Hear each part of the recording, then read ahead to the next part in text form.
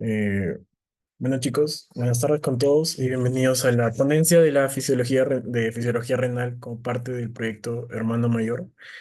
El tema de hoy, como ya he dicho, es fisiología renal y va a estar a cargo de Renato Montes Avances. Él es estudiante del cuarto año de medicina humana y además exponente del proyecto Hermano Mayor. Así que nada, Renato, bienvenido, puedes comenzar. Muchas gracias. A ver, voy a compartir.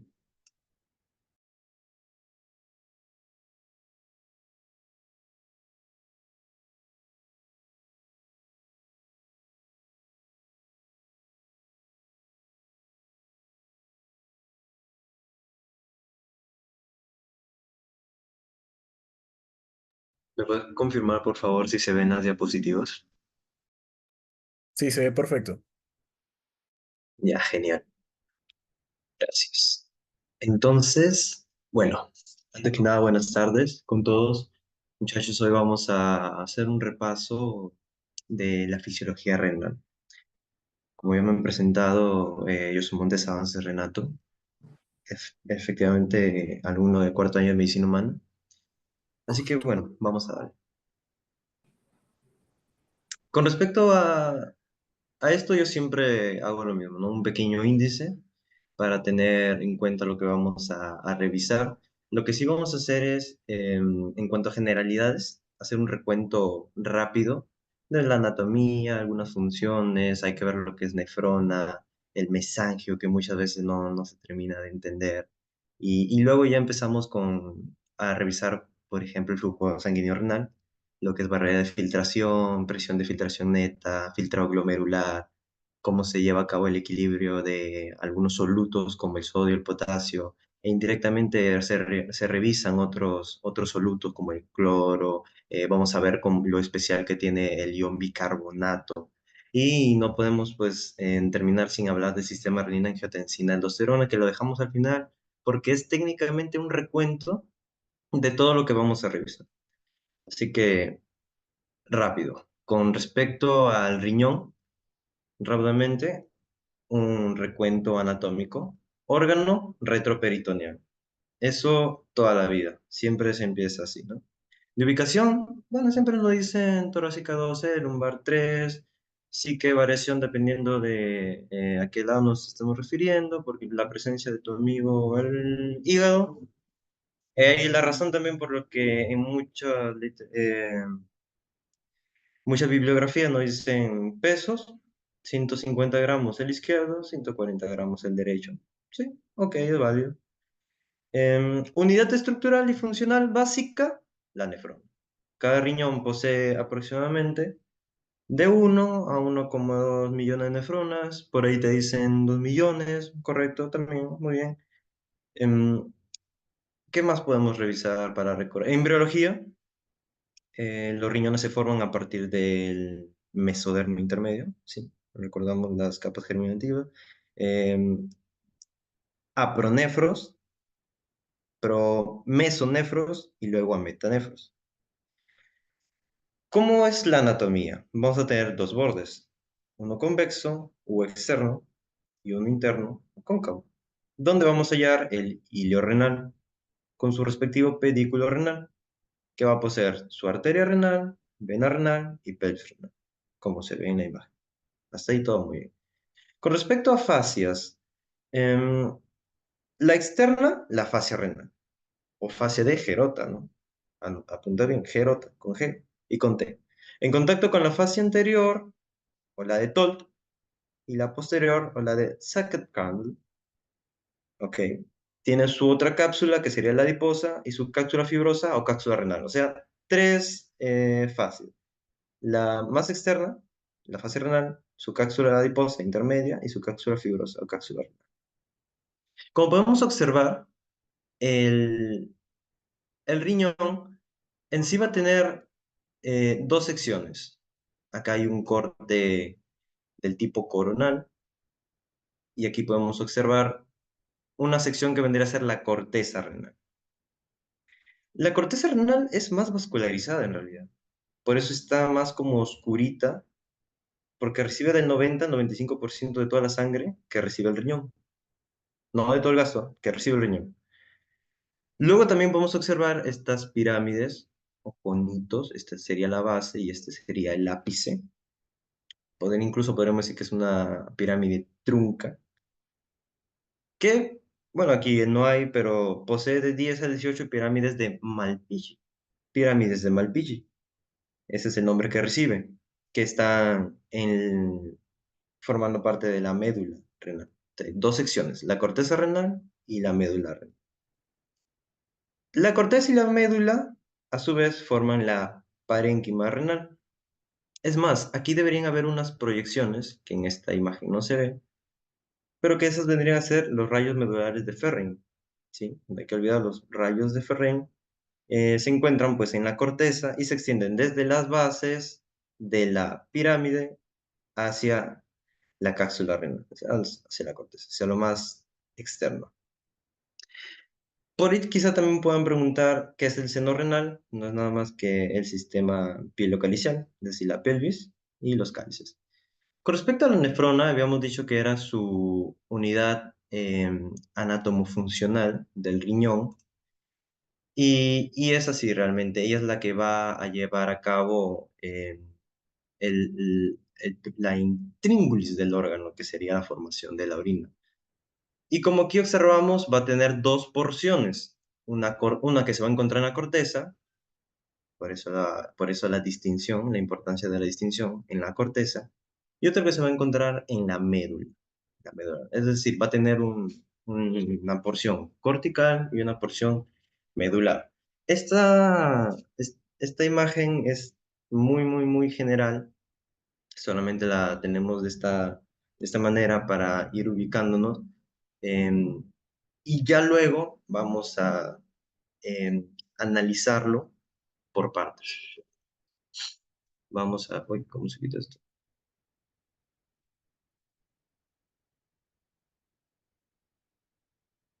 Bueno, bueno. Con respecto a las funciones del riñón, vamos a reconocer tres funciones principalmente. Una función reguladora, una función excretora y una función endocrina. La función excretora, o mejor la función reguladora primero, es una función que tiene como objetivo mantener el equilibrio electrolítico, regular el equilibrio ácido-base, reabsorbiendo agua, iones como el sodio, el potasio, el calcio, el magnesio, etcétera. Em, Incluso aquí tenemos una imagen bastante didáctica en la que podemos observar un cuadrito en blanco que dice ácidos, ¿no? pH está disminuyendo, se está tornando ácido por el aumento de los iones hidrógenos, que podrían ser muchos estados que podremos encontrar pacientes con una acidosis. Entonces, el riñón cumple la función de eh, mantener el equilibrio, regular ese equilibrio del tipo ácido-base. ¿Vas a reabsorber esos hidrogeniones? Por supuesto que no. Lo que vas a hacer será eliminarlos, excretarlos a través de la orina. Eso es precisamente lo que se observa en la imagen. Bueno, bueno. Con respecto a la función endocrina, vamos a encontrar aquí a la renina, la eritropoyetina, el calcitriol. La renina es una hormona producida por las células de Lassie y Purkinje. Em, la renina se va a ocupar de la regulación de la presión arterial indirectamente a través del sistema renina-angiotensina-aldosterona. Por otra parte, que lo vamos a ver más adelante, por otra parte, las células de Purkinje, ¿sí? También pueden producir eritropoyetina, por ejemplo, en un estado de hipoxia, no llega oxígeno adecuadamente a los tejidos, se secreta eritropoyetina, esta viaja al amor, médula ósea roja, y estimula la producción de glóbulos rojos, eritropoyesis. Aumenta el oxígeno en la sangre y a su vez este estímulo va a inhibir la producción inicial de eritropoyetina. Luego aquí tienes a tu amigo el calcitriol. En sí, la función es la hidroxilación de la 25 OH, vitamina D3. Esta vitamina, de por sí la vitamina D ingresa bien a modo de dieta, ¿no? O esto que siempre escuchamos que dices, eh, sal a caminar, ve al sol, que te caiga el sol para vitamina D, ¿no? O sea, siempre hay vitamina D. Pero en realidad es a modo de previtamina D3 que luego se va a transformar en colecalciferol. Sea como sea, ambas formas van a viajar al hígado. Y el hígado se va a encargar de la primera hidroxilación. Es decir, le va a agregar un grupo OH. Ahora se va a llamar 25OH, vitamina D3, pero mucho, ¿no? Mejor, calcidiol. Este calcidiol viaja al riñón, donde se va a hidroxilar otra vez. ¿Otra vez? Sí, otra vez. Pasando a llamarse 1,25OH vitamina D3, ¿no? O calcitriol. Este es metabólicamente activo. Su función va a ser viajar al intestino, donde va a permitir la absorción de tu calcio para almacenarse en forma de hidroxiapatita en el hueso. Y por último, la función excretora, que es la más sencilla, ¿no? Va a ser excretar urea, creatinina, fármacos, productos de desecho. ¿Por qué es importante recordar estas funciones? Resulta que hay patologías como, por ejemplo, la insuficiencia renal aguda, en la que suelen fallar estas funciones, por ejemplo, la función reguladora y la función excretora. Pero es más importante aún entender que cuando estas patologías evolucionan, se cronifican, una insuficiencia renal ya no será aguda, sino será crónica. Fallan las tres funciones, es decir, también puede fallar la función endocrina. Puede causar anemia, puede causar problemas a nivel de mineralización ósea, etc. He ahí la importancia de reconocer las funciones. Con respecto a la irrigación renal, ¿sí? Aquí tenemos el recorrido, comenzando por la arteria renal, que no es nada más que una rama de la aorta abdominal. Esta arteria renal se va a continuar, como en la imagen, convirtiéndose en arterias segmentarias, interlobulares, arcuatas o arciformes, ¿sí? También lo he encontrado de esa manera, arterias interlobulares, aferentes, muy importante el aferente, porque lo vamos a ver, incluso acá hay una imagen pequeñita, aferentes y eferentes, muy importante. Y luego se va a continuar en capilares glomerulares, para llevar a cabo el ultrafiltrado. Muy importante el capilar glomerular. Y ten en cuenta que estos capilares glomerulares, hay una curiosidad con ellos, ¿eh? Que son los únicos que se encuentran entre dos arterias. Capilar glomerular. No hay más. Luego se continúa como arteria referente, vienen tus capilares peritubulares y se continúa como vena interlobulares, vena arcuata, vena interlobular, vena renal. Bueno, la vena renal va a desembocar en la vena cava inferior, se continúa el recorrido. Con respecto a la nefrona ya, ahora sí hablemos de la nefrona, que va a tener una porción tubular y una porción corpuscular, que es el corpúsculo renal. La porción tubular vamos a dejarla por un momento y hablemos del corpúsculo renal.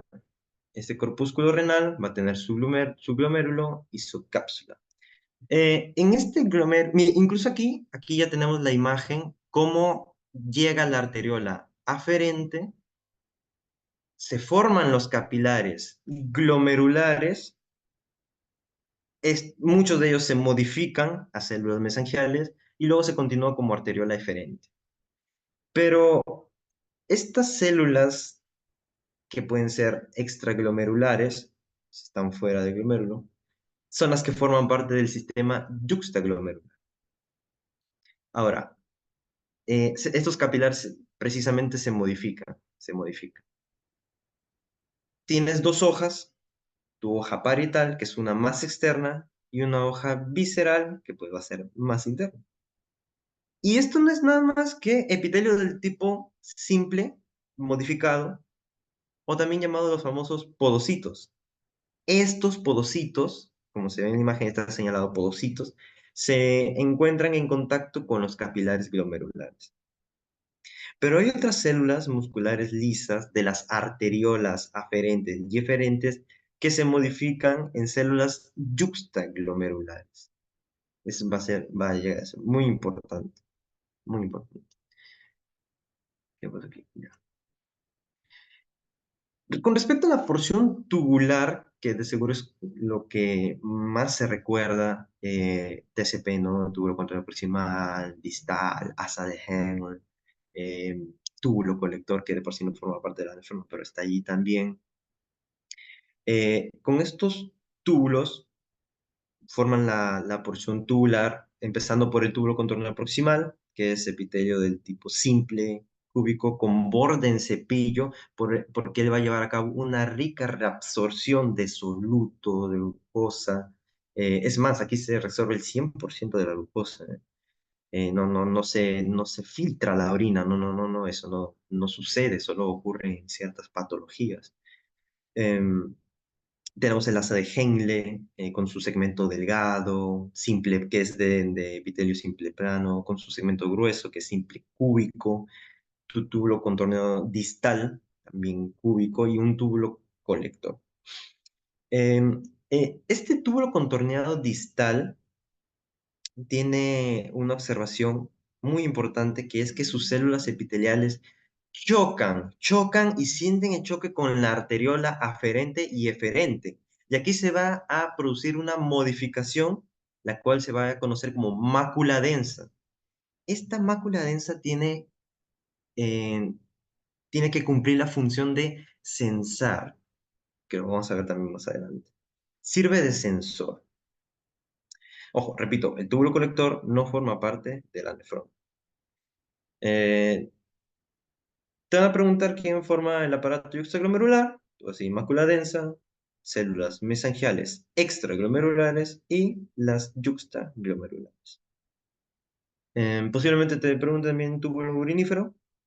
Recuerda que es una nefrona, antes que me olvide, más el respectivo conducto colector. De hecho, este conducto colector recoge de 6 a 8 nefronas, ¿no? Por eso vemos aquí la nefrona en la imagen, y cuando ya está terminando por donde está el circulito con el número 12, tiene un túbulo colector, y se ve que ahí tiene espacios como con terminaciones borrosas. Es porque allí está recogiendo a otras nefronas, pero no se va a dibujar porque si no, pues, no se va a entender nada. De 6 a 8 nefronas. Luego van a desembocar en los conductos colectores, conductos de Bellini, cáliz menor, mayor, pelvirenal, ureter, orina. Allí.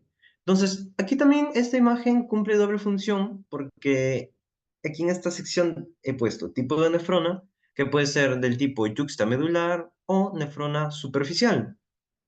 Yuxta significa cerca, seguido. Medular es médula. Recuerda que hay dos porciones, una cortical y otra medular. Cuando se encuentre más cerca de la sección medular, pues se va a convertir en una nefrona yuxtamedular. Y tiene una particularidad con su asa de Henle. No sé si te has dado cuenta, pero es muy larga, ¿no? Cerca del número 4, del número 5, vemos que atraviesa incluso la médula interna. Esta médula en la imagen la podemos ver seccionada en dos partes, médula externa y la médula interna. Esta asa de Henle es muy larga, lo que significa que tiene mayor área para reabsorber. Tiene una asa de Henle larga y luego regresa. Por otro lado, la nefrona superficial tiene una asa de Henle más cortita. No llega hasta la médula interna, incluso solo llega hasta la médula externa en el borde. Y eso. Em, con respecto a esta parte, no hay mucho más que hacer, mucho más que decir. El mesangio es esta adaptación de la que habíamos hablado antes, que son células musculares lisas modificadas. Las células LASI también se encuentran aquí, que son del tipo extraglomerular, que forman parte del aparato extraglomerular y van a cumplir ciertas funciones. Para empezar, fagocitosis y endocitosis de los desechos de la membrana basal glomerular. Y una curiosidad principal es que es de los pocos fagocitos que no proviene del sistema fagocítico mononuclear. A diferencia de otros, por ejemplo, se me puede ocurrir los osteoclastos, que era la fusión de 20 o más monocitos. ¿Qué otras funciones cumple? Le va a brindar sostén estructural porque va a producir componentes de la matriz extracelular. Y acá hay una imagen en una lámina histológica muy interesante porque cuando hay un exceso de producción de matriz, se va esclerosando, ¿no?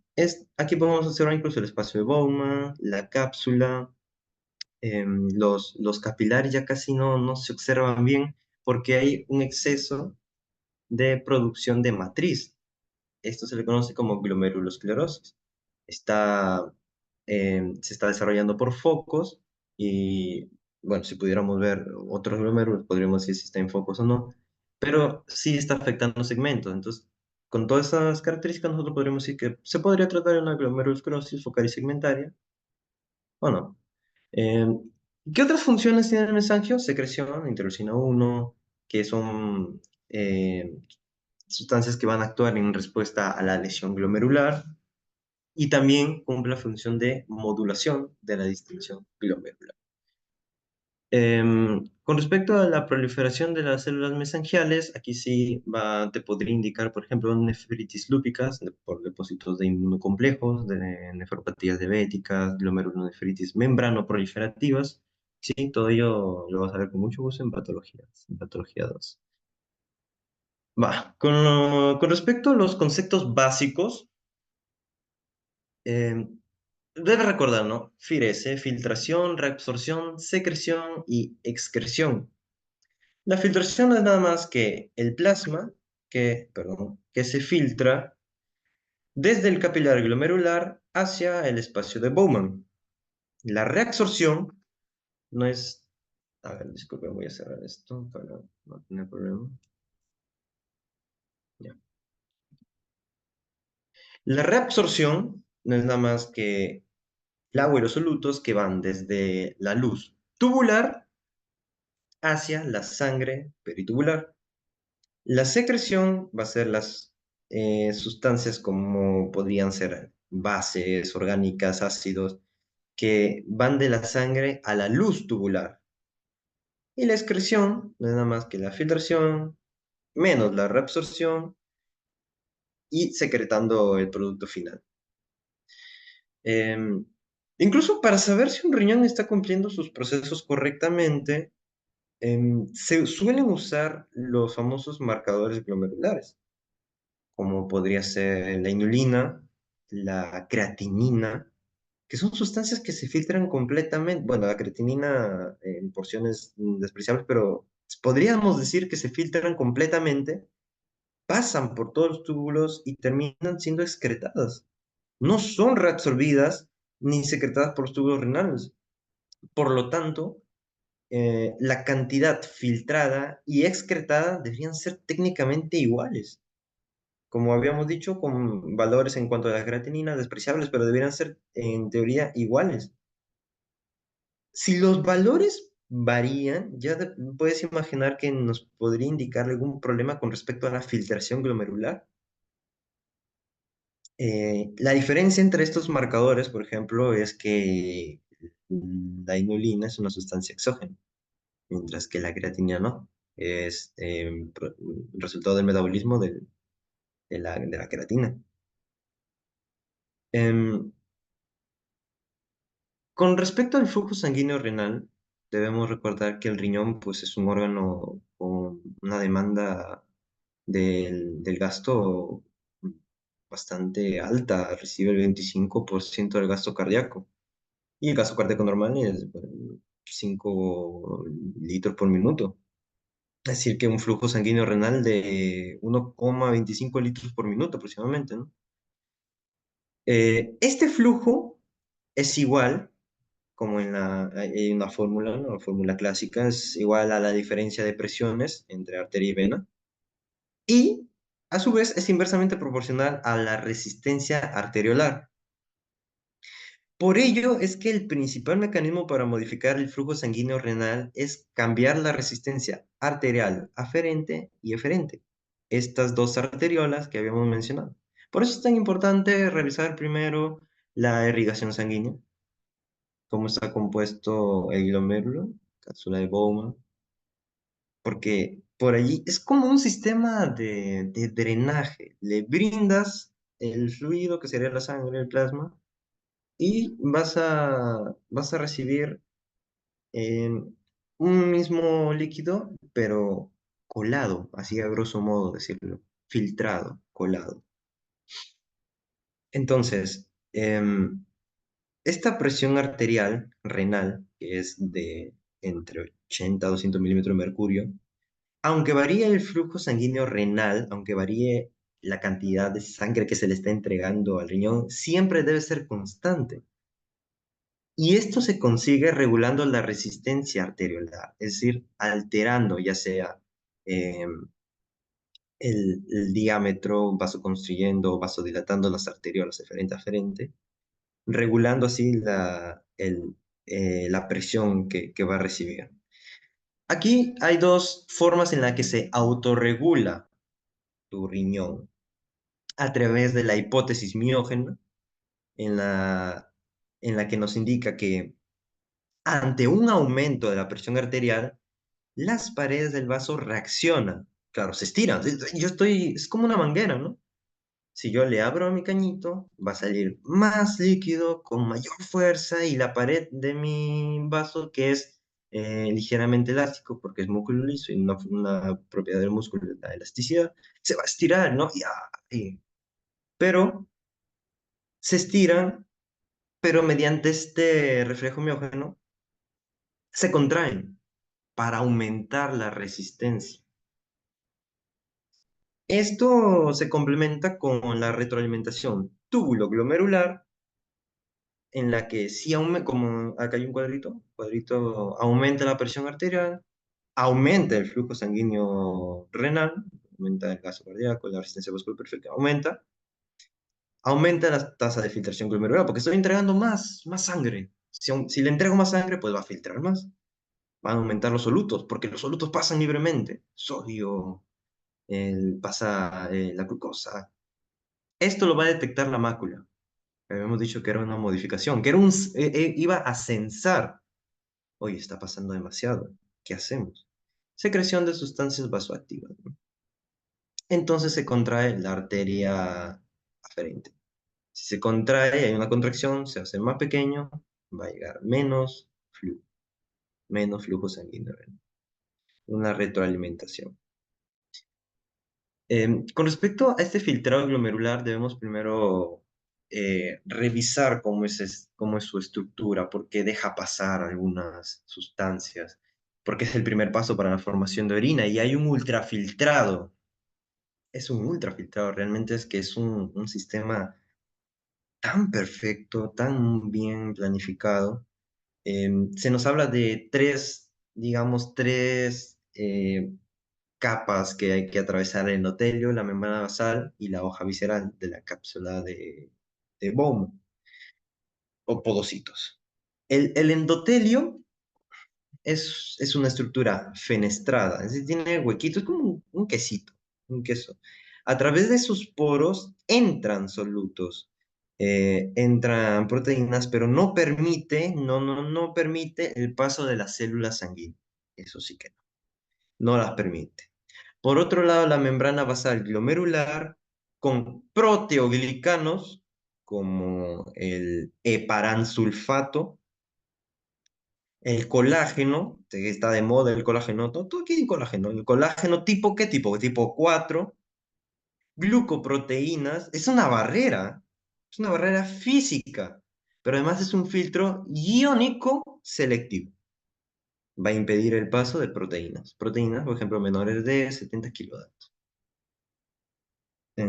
Además, debido a sus propiedades electroquímicas, también se repelen. Por ejemplo, la albúmina, que tiene la capacidad de atravesar las fenestras, pero no lo hace debido a su carácter negativo. Eso es albúmina femenino, ¿no? Negativo. Es negativo. Y por ello se repela. Una construcción es perfecta. Los podocitos son epitelio plano simple modificado y se va a unir con esta membrana basal que habíamos mencionado a través de sus pedicelos, que son ranuras de filtración formadas por precisamente sus pedícelos de los pocitos, formando un diafragma de la ranura con una proteína conocida como nefrina.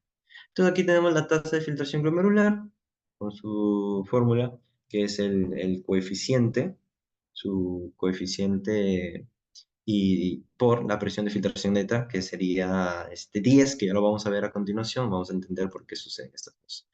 La presión de filtración neta se ve afectada por ciertas fuerzas, por ciertas presiones. En la primera imagen tenemos en el lado derecho la presión hidrostática intersticial, perdón, hidrostática capilar, oncótica intersticial y oncótica capilar. La hidrostática es la misma que ofrece el líquido en cuestión, en este caso el plasma, la sangre, y la oncótica es la que va a ofrecer ciertas proteínas. Recuerda que las proteínas jalan el agua, jalan, no dejan que se escape. En cambio, el agua siempre va a intentar ocupar decimos agua para efectos prácticos, ¿no? Siempre va a tratar de ocupar el recipiente. ¿No? Y es por eso que encontré este ejemplo tan práctico en el que tomas un vaso o un balde de agua y sumerges en él una Coca-Cola, por ejemplo. ¿No? Tanto que nos gusta Coca-Cola, Coca-Cola. Tendríamos la presión que ofrece el líquido dentro de la Coca-Cola, porque ejerce una presión, o sea, no porque no quiera estallar, no significa que no esté ofreciendo una presión, sí ofrece contra las paredes que lo contienen. Esa es la palabra. O sea que esta Coca-Cola sí ofrece una resistencia contra las paredes del envase. Esa es la presión hidrostática capilar que ofrece. La presión hidrostática intersticial es la que va a ofrecer el agua del vaso o del balde intentando ingresar a la botella. Está ofreciendo ahí una presión, lo contiene un envase. La presión oncótica capilar sería la presión que tienen las proteínas de color verde dentro de la gaseosa, evitando que el agua salga. Tienen ahí, no sale. Evitan que salga. Es una presión. Jala el agua para que no salga. Y la presión oncótica intersticial es la que va a estar fuera, evitando que el agua quiera entrar al capilar, por así decirlo. Y es bien interesante este ejemplo porque ya llevándolo a la fisiología, aquí en esta imagen que es también muy práctica, que está en el Guyton, donde nos ofrecen una arteriola aferente y una eferente, y nos empiezan a explicar, hay una presión hidrostática glomerular, que es lógicamente del fluido del plasma que llega al glomérulo, es una presión hidrostática, que va a ser de 60 milímetros de mercurio, y claro, es la más alta porque es la que ofrece líquido, está ahí el líquido. Y el plasma viene con sus proteínas, claro. Entonces, como viene con sus proteínas, es una presión que no va a favor del filtrado, al contrario, va en contra porque está jalando. La jala, no quiere que se vaya. Presión coloidosmótica glomerular de 32 milímetros de mercurio. Lo tiene ahí. Pero el agua que se está filtrando, que hay en la presión de en la cápsula de Bowman, también hay líquido. Y también intenta ingresar al capilar, a los capilares glomerulares. También intenta, con una presión de 18 milímetros de mercurio. Entonces, ahí están las presiones que se ofrecen, tanto en los capilares como en la cápsula de Bowman. Ya, y la presión de las proteínas en la cápsula de Bowman. Es que te estás olvidando que hemos dicho que las proteínas no se filtran a la capacidad, debido a la capacidad de la membrana basal glomerular que no deja pasar a las proteínas. Tú no orinas proteínas, tú no tienes proteinuria. Es por ello que la presión de proteínas en la cápsula de Bowman se desprecia, es cero. Entonces, yo tomo la presión hidrostática glomerular 60, la presión en la cápsula de Bowman 18 y se deben restar, obteniendo una presión de filtración neta de 10 milímetros de mercurio. Esa es la presión de filtración neta. He ahí la explicación. Ahora, ¿van a haber factores que pueden modificar estas presiones? Claro. Por ejemplo, una constricción en la arteriola eferente. Si cierro la eferente, no va a continuar. Es decir, no va a encontrar la salida y va a llegar el flujo y más plasma. Entonces, aumentaría la presión hidrostática. Se va a variar. De igual manera, si yo hago constricción en la arteriola aferente, no va a entrar mucha presión y la presión va a disminuir. Y si disminuye, se va a ver alterada la presión de filtración neta. Claro, se pueden hacer los cálculos.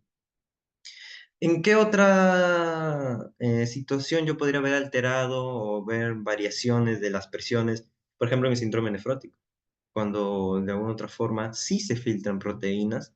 Ahora sí hay proteínas en la cápsula de Bowman. Ahora cambia, se agrega una presión más, que sería una presión oncótica o coloidosmótica en la cápsula de Bowman. Se agrega otra presión, ahora sí está ofreciendo otra resistencia, ya no está dejando que el agua de la cápsula de Bowman haga esa diferencia de presiones. Se vuelve a alterar la presión de filtración. ¿En qué otra patología o en qué otro estado podríamos ver una variación en las presiones? Sí, podría disminuir la presión en la cápsula de Bowman, por ejemplo, en una hidronefrosis. Por ejemplo, cuando hay cálculos, hay distensión, disminuye la presión en la cápsula de Bowman. Y todos estos casos causan variaciones en las presiones. Eso es así. Entonces, de ahí nace la fórmula de filtrado glomerular. Ya hemos visto cómo funcionan las presiones de filtración neta, presión hidrostática glomerular, presión coloidosmótica glomerular y presión en la cápsula de Bowman. Pero falta hablar un poco sobre el coeficiente de filtración, que es de 12,5. ¿Qué indica este coeficiente de filtración? Nos dice, un coeficiente alto, 12,5 es alto, ya vamos a ver por qué, indica su capacidad de filtración a diferencia de otros capilares sistémicos. Claro, y es lógico. En el riñón, en el glomérulo, si quieres que haya filtración, quieres que, que ciertas sustancias pasen, sean filtradas. Por eso es que tiene más fenestras, tiene más, digamos que el coeficiente es cuántos huequitos tiene. Mientras más tengas, más alto el coeficiente de filtración. Eso tú no lo quieres a nivel sistémico, si no se estaría escapando todos los líquidos, al espacio intersticial, y ahí sería un caos de presiones. Pero en el riñón sí quieres que haya equilibrio en filtraciones. Por eso es que su coeficiente de filtración es tan alto. Y si yo multiplico el 12,5 por la presión de filtración neta, que es 10, neta, que es 10, me da 125, que sería mi tasa de filtración glomerular. Entonces, correcto. Em, Vamos entonces con ya las últimas partes, que sería el equilibrio del sodio, un soluto, ¿sí? Es de hecho el, el ion más importante del líquido extracelular. Es un cation, es positivo, porque es un metal del 1, si no me equivoco, ¿sí? Y determina el volumen sanguíneo, está muy asociado a la presión arterial. Y el riñón tiene el deber de controlar la ingesta y la excreción. Tanto ingieres, tanto excretas. Cuando hay una ingesta mayor a la excreción, es decir, consumes más de lo que puedes eliminar, se tiende a llevar a un equilibrio positivo del sodio, pero aumenta la presión arterial. Entonces, hay más sodio, el sodio jala el agua, eso si nunca se olviden, jala el agua, produciendo edemas. Cuando la ingesta es menor a la excreción, hay un equilibrio negativo de sodio. Suele haber disminución de la presión arterial. El sodio se filtra, ¿sí? Se filtra totalmente por el glomérulo, sí se filtra. En el túbulo contorneado proximal se reabsorbe junto con el agua. Esa reabsorción se llama isosmótica y mantiene el equilibrio glomérulo-tubular. Luego observamos que en la rama ascendente gruesa se reabsorbe un 25%, pero es impermeable al agua, es decir, sin agua. En el túbulo contorneado distal y en el túbulo colector, aquí importante porque actúa la antidiurética o vasopresina, que es una hormona hipotalámica que em, a- se almacena en la hipófisis, y la aldosterona, que van a equilibrar la ingesta y la excreción. sea, el sodio se suele resolver el 99%. Mira, como es en la imagen, el 1% es el que se excreta, alrededor de 150 miliequivalentes por día. Como podrás observar, el sodio no pasa por pasar simplemente. De hecho, pasa por transportadores, por ejemplo, sodio glucosa, sodio aminoácido, sodio AA, sodio fosfato, citrato, sodio hidrogenión. Y luego de estar en la célula pasa a la sangre, ¿no? Del lumen pasa a la célula del túbulo proximal inicial y luego pasa a la sangre. A la sangre a través de una bomba sodio-potasio ATPasa, en la que sale el sodio, entra el potasio, ¿sí? Sale el sodio, entra el potasio y así. Así funciona el intercambio transportador.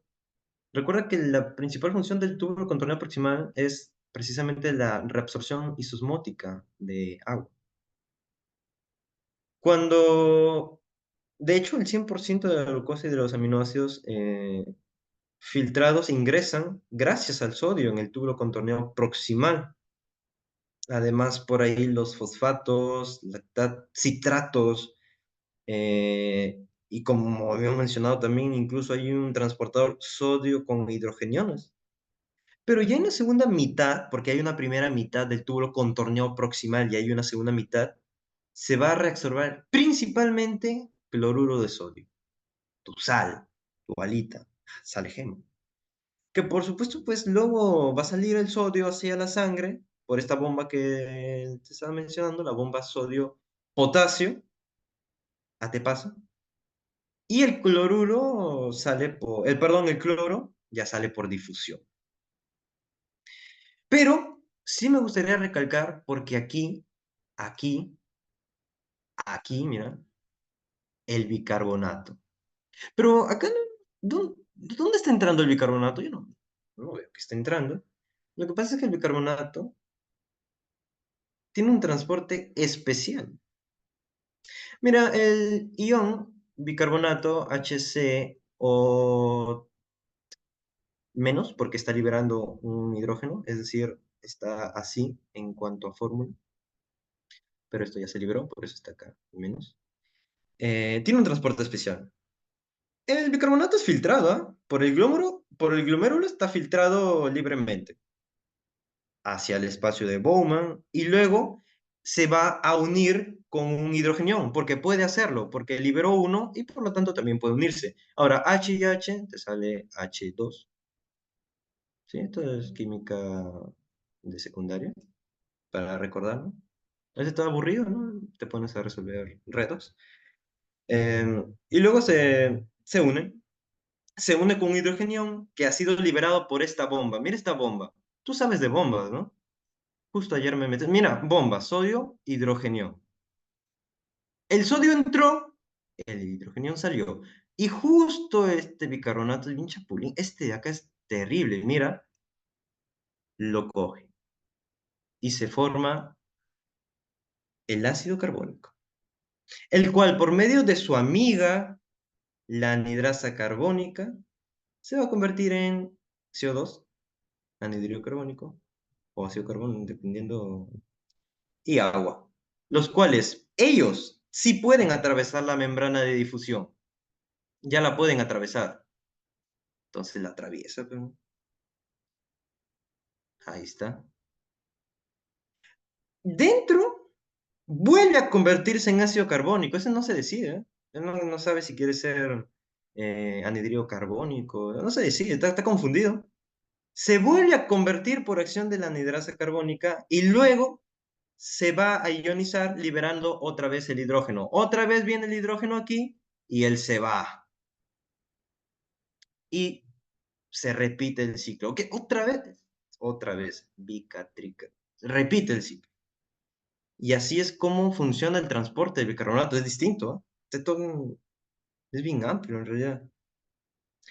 Y luego el bicarbonato puede ser transportado solo, sodio bicarbonato, o por cloro bicarbonato. Cualquiera de ellos dos. Siempre tengo problema, que no sé cómo borrar esto. Creo que es así. Ya está. Eh, Vamos. Entonces, eso era en el TCP. ¿Qué sucede con el asa de Henle?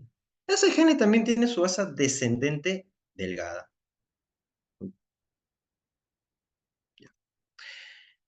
Delgada, donde hay una reabsorción de solutos y agua.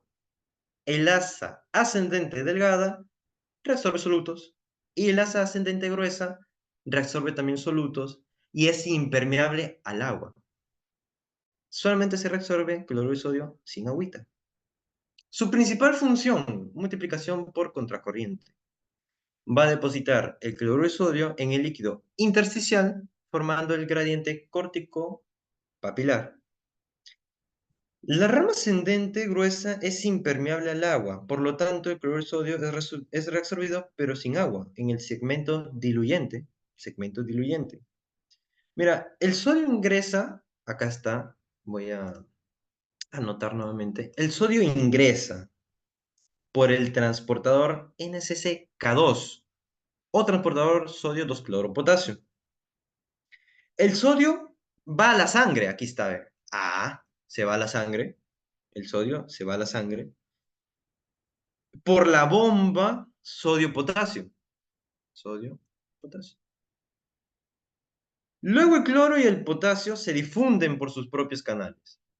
El cloro se difunde, el potasio se difunde. Claro que a favor de sus gradientes electroquímicos, por eso lo hacen. Lo importante es que hay una porción del potasio que se devuelve hacia el lumen. Eso es conocido como ahorro de potasio. Es por eso que el transportador se llama electrogélico, porque lleva más carga negativa que positiva, lo que favorece que cationes como el calcio o el magnesio, ¿sí? Que también son positivos, mucho positivo acá, mucho positivo, vamos a otro lado, se repelen. Positivo, positivo, no te olvides que los opuestos se atraen. Pues tú estás tranquilito y ella toda coqueta y tú todo loquete, ¿no? Se repelen. Entonces, pueden entrar por diferencia de potencial positivo en el lumen. Y ingresan de manera paracelular. ¿Cómo ingresan? Por exonerados, No, no. Ingresa de manera paracelular. Por eso que aquí en la rama ascendente, para borrar esto, por eso que en la rama ascendente gruesa es un lugar de acción para los diuréticos más potentes. Furosemida, pumetanida, ácido etacrítico. ¿Cómo actúan? Bloqueando a quién? A tu NCCK2, provocando una diuresis intensa para tratar, por ejemplo, edemas. Seguimos con el equilibrio del sodio. El sodio es muy importante. Muchas cosas que recordar con respecto al sodio. ¿Cómo es tu túbulo contorneado distal? Mira, el túbulo contorneado distal en su porción inicial, pero el túbulo contorneado distal en su porción final, con el tubo colector, está en un solo bloque, porque de hecho son anátomos funcionalmente similares, ¿no? Incluso lo he puesto ahí. En la parte inicial, que es impermeable al agua, es decir, inserción al agua, hay un segmento diluyente cortical, y aquí sí es lugar de acción de los diuréticos tiacídicos, ¿no? Clorotiacida, hidroclorotiacida, metolazona, que actúan inhibiendo al cotransportador unidireccional de cloruro de sodio. En cambio, en el TCD, túbulo contorneado distal, pero en su parte final, con el túbulo colector, ellos ajustan la excreción del Na, del sodio. Tiene dos tipos de células. Las células principales con P de potasio, porque su función es secreción de potasio y reabsorción de sodio. Secreción de potasio y reabsorción de sodio. Células principales con P. Muy importante esta reabsorción de sodio porque aquí van a actuar dos hormonas. Aldosterona y antidiurética. Pero vamos por partes. Las células intercalares son otro tipo de células que secretan hidrogeniones y reabsorben potasio. Secretan hidrogeniones y reabsorben potasio. Pero en cuanto a tu célula principal, tus células principales, aquí tienes tu canal de sodio epitelial. Pero solo entra el sodio, ¿eh? Acá ya no entra con potasio, no entra con glucosa, citrato, no. Solito, ¿eh? Ya entra solito. Tiene canales de sodio epiteliales. Entra. Entonces, aquí entra a tallar tu amiga la aldosterona. Tú sabes que la aldosterona pues, se produce en la glándula suprarrenal, que es una glándula que se encuentra, por así decirlo, en el polo superior, esa es la manera técnica. Es como un gorrito del riñón, específicamente en la zona pues, glomerulosa, ¿no? De la corteza. ¿Qué hace esta aldosterona? Esta aldosterona atraviesa la membrana celular porque es de naturaleza lipídica. Recuerda que las hormonas tiroideas y las hormonas esteroideas atraviesan, ¿no? Yo tengo una mnemoteña, ¿no? Este tiro te atraviesa, ¿no? Este, esteroides, tiro, todas las hormonas tiroideas, te atraviesa la membrana. La atraviesa y se une a receptores específicos, que pueden ser en citoplasma, que son los receptores de mineralocorticoides, porque es un mineralocorticoide. ¿Y luego qué hace?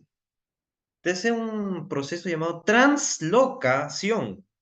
Le hace una translocación al núcleo, formando el complejo aldosterona receptor, se transloca al núcleo de la célula. Modula esa transcripción. Es un proceso complejo en el núcleo que se unen a secuencias de ADN. ¿Para qué?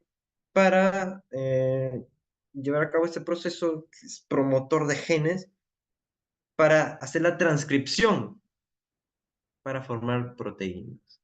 Y esas proteínas forman canales. ¿Qué canales?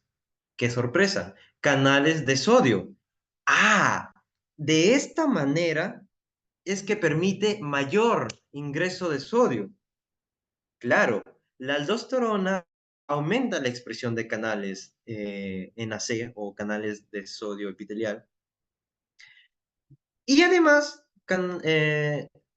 expresión de canales de la bomba sodio-potasio ATPase. Es por ello que ingresa mayor sodio. Esas son las proteínas específicas, la bomba de sodio y potasio y los canales de sodio, ENAC. Entonces, estas proteínas van a aumentar la reabsorción de sodio y la excreción de potasio en el riñón. ¿Cuáles son los efectos fisiológicos? La reabsorción de sodio lleva pues, a un aumento de la retención de agua, no te olvides que jala el agua, y por lo tanto, ¿qué va a pasar con el volumen sanguíneo y la presión arterial? Se van a estabilizar, claro, en un estado, dependiendo del estado en el que se encuentra. Luego, la excreción de potasio te ayuda a mantener pues, el equilibrio del mismo soluto. Recuerda que el potasio tiene ciertas funciones. Pero hay excreción de potasio. Demasiado potasio puede ser muy peligroso en ciertos pacientes con, por ejemplo, patologías cardíacas, nerviosas. ¿Qué pasa con esta aldosterona? Cosas bastante curiosas que podemos recalcar. De seguro has escuchado el término diabetes insípida, que puede ser de dos tipos, la central y la nefrogénica. La central se debe a una deficiencia en la producción de la antidiurética. Recuerda que y ya hablando de antidiurética, en tu hipotálamo, sí, en tu hipotálamo tienes unos núcleos. Acuérdate de la mnemotecnia SAPO, voy a, así, es una mnemotecnia muy conocida, porque hay dos núcleos, el supraóptico y el paraventricular. El supraóptico que te va a producir la antidiurética y el paraventricular que te produce la oxitocina, ¿sí? O sea, no se produce en la hipófisis, se almacena en la neurohipófisis, la posterior, claro. Entonces, en la diabetes insípida central se debe a una deficiencia de la producción de hormona antidiurética o vasopresina por parte del hipotálamo. Si falta la antidiurética, va a impedir que los riñones concentren la orina, va a haber una producción excesiva de orina diluida y por consiguiente de sed extremo, ¿no?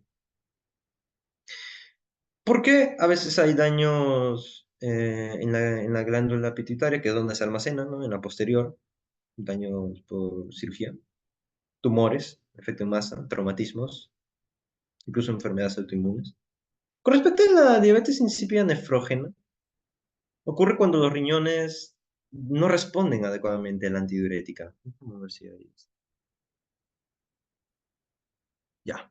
No responde adecuadamente a la antidiurética.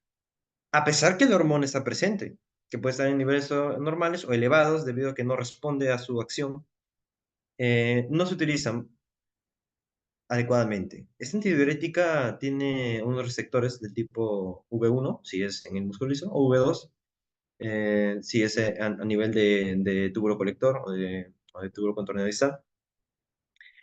Y, y cuando hay daño en nuestros receptores, no se responde al efecto de la diurética, eh, a pesar de que la hormona está en niveles normales o, bueno, elevados, no se puede utilizar eficazmente.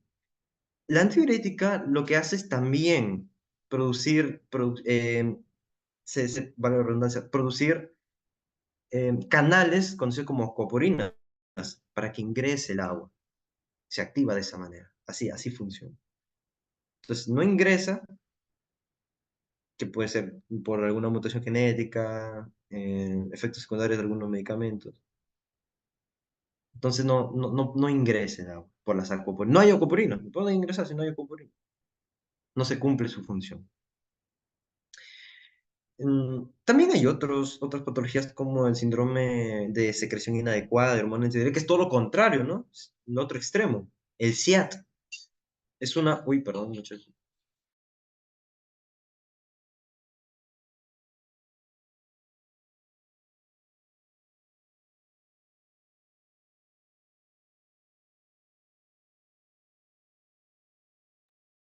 Perdón, que es un reloj que no es mío. Bueno, este síndrome de secreción inadecuada de hormona antidiurética es una condición en la que hay una secreción excesiva de la antidiurética o vasopresina, ¿sí? Pues si su efecto es retener agua, pues va a ser una secreción excesiva, va a provocar una retención, pero bestial. Una dilución de los niveles de sodio en la sangre, va a haber hiponatremia. Con respecto al equilibrio del potasio, que es un catión también, porque es positivo, es el catión más abundante del líquido intracelular. Habríamos mencionado rápidamente sus funciones: potencial de membrana en reposo, excitabilidad de tejidos cardíacos, nerviosos. También se reabsorbe, ¿no? En el TCP, 67%, 20%, como habíamos visto en las diapositivas anteriores, por el canal sodio 2-fluoropotasio, se reabsorbe, eh, una reabsorción transcelular y paracelular, y luego en las células principales, recuerda que es el catión más abundante líquido intracelular, no es extracelular como el sodio. Al ser intracelular, por medio del canal bomba sodio-potasio te pasa, sale el sodio, entra el potasio. Pero también hay otro canal, el ronca, que secreta el sodio, lo secreta, célula principal. En la intercalar, también, reabsorción de sodio, de potasio. Igual, el mismo ejemplo, célula principal. Aquí está el canal. Canales de sodio epiteliales. Entra el sodio, pero se libera el potasio. Ronca. Es que la aldosterona también permite la expresión de canales ronca y además de la bomba sodio-potasio, ¿no? Entonces, entra el potasio, mucho potasio, tiene que salir, manteniendo el equilibrio. Con respecto a este efecto de la glucosuria, aquí podemos observar en la imagen que tenemos la luz tubular, las células tubulares y el líquido intersticial, es la sangre. De la luz tubular se filtra la glucosa pasa, ¿sí? En el TCP, 100% se reabsorbe la glucosa. Pasa a través de los transportadores SGLT2 en la membrana luminal, junto con el sodio, ¿no? Ahí está. Entra glucosa junto con el sodio. Ahí está. Y luego se dirige a la sangre por el canal GLUT2, ¿no? Y ahí está ahí se observa cómo sale la glucosa hacia el líquido intersticial. Concentraciones plasmáticas normales de 70 a 100 miligramos por decilitro. ¿Cuál es su umbral? Como podrás observar, el problema es que es unidireccional y otro problema es que solamente puede pasar una glucosa. Sí, hay un umbral. Cuando el umbral es de 200 miligramos por decilitro. Por encima de 350 se alcanza el transporte máximo. Entonces todos los canales están totalmente saturados. ¿Ok? Mira la imagen aquí. Lumen, células tubulares, sangre. La glucosa pasa por el SGLT2. Pasa, está pasando. Pero cuando ya es muy alta las concentraciones, demasiado alta, satura. Entonces, como ya no tiene por dónde ingresar y ya se filtró hacia el TCP, pero no se puede reabsorber porque son las concentraciones muy altas, entonces va a continuar el recorrido de TCP a las N, TCD y por el tubo colector. Y por eso es que una persona con diabetes eh, sufre de glucosuria, porque está saturados los canales. Y como están saturados, no la puede reabsorber. Al no poder reabsorberla, pues tiene que eliminarla. Ese es el gran problema. Y ya, por último, el sistema renina-angiotensina-aldosterona, lo que todos estaban esperando. Estímulos para activar el sistema. Por lo general, hipovolemia. Disminuye la presión arterial. Disminuye el sodio, cloro. Disminuye la presión arterial sobre todo. Disminuye la volemia. Entonces no llegas suficiente sangre. Oye, ¿qué está pasando? Las células yuxtaglomerulares se dan cuenta de ello. La mácula densa también. Entonces, ¿qué va a hacer este riñón? Va a secretar su renina. Esta renina que va a liberar en el riñón, perdón, en el hígado, el angiotensinógeno, convirtiéndose así en angiotensina 1, viajando al pulmón, gracias al endotelio, con la enzima convertidora de angiotensina, convirtiéndola en angiotensina 2, que podría ser uno de los más potentes vasoconstrictores después de las endotelinas. Esta angiotensina va a desencadenar un abanico de efectos. Actividad simpática, vasoconstricción arteriolar, incrementa la presión sanguínea de la sangre para que se pueda filtrar correctamente. ¿Recuerdas que habíamos mencionado que eran mecanismos en los que se autorregula el riñón? Como si estuviese abriendo la cañería de esa manera. Aumentar la presión para que llegue correctamente, para que haya una correcta tasa de filtración glomerular, una filtración neta, etcétera, etcétera, etcétera. Actividad simpática también. Taqui, taqui, taqui. ¿Recuerda, no? La mnemotecnia, simpática. Es una canción bastante simpática, ¿no? Taquicardia, taquina, taquisfit. A nivel tubular, se correlaciona con las glándulas adrenales para la estimulación de secreción de aldosterona, que van a actuar a nivel tubular con respecto a la reabsorción de sodio, la excreción de potasio y la retención de agua. Por ejemplo, si estás desangrando, no vas a expulsar no vas a complicar tu bulimia, ¿no? Más bien vas a querer conservarla. Retienes agua. Vasoconstricción arteriolar. Con respecto a en la pituitaria, se va a secretar, no producir, secretar antidiurética para la reabsorción de agua. Y con ello, este es El sistema René-Angiotensina se entiende mucho mejor después de haber revisado todo el capítulo, no en otro orden. Y con ello sería pues todo por mi parte. Espero que se haya podido entender en la ponencia de hoy. Muchas gracias.